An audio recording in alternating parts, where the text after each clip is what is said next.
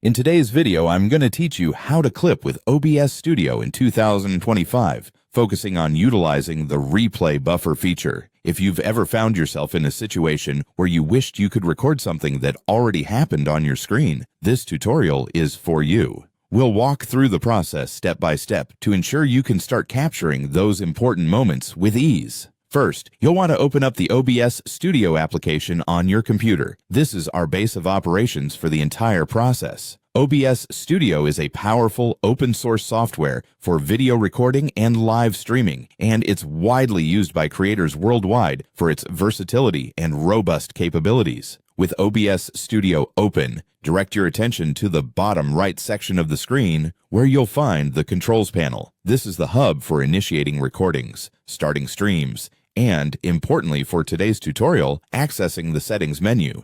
Click on the Settings button to proceed. The Settings window is where you can configure many aspects of OBS Studio, from video quality to audio settings, but today we'll focus on just a few specific options. Once you're in the Settings menu, locate the Output tab on the left-hand side. This section controls how OBS handles audio and video data and is crucial for managing both file quality and encoding options. At this point, you'll want to switch the output mode from Simple to Advanced. This change gives you more control over your recording settings and is necessary for enabling the Replay Buffer feature, which we'll delve into next. Navigate over to the Replay Buffer tab, which appears on the same Output Settings page. Replay Buffer allows you to save the last few seconds or minutes of your stream or recording. It's incredibly useful for capturing unexpected moments, such as a great play in a game or an insightful piece of dialogue during a call. Now, check the box labeled Enable Replay Buffer. Doing so activates the function and allows OBS to constantly store the specified duration of footage in a loop. This way, whenever something noteworthy happens on screen, you can save it retroactively without prior foresight. With the Replay Buffer enabled, you're all set to start clipping your content effortlessly.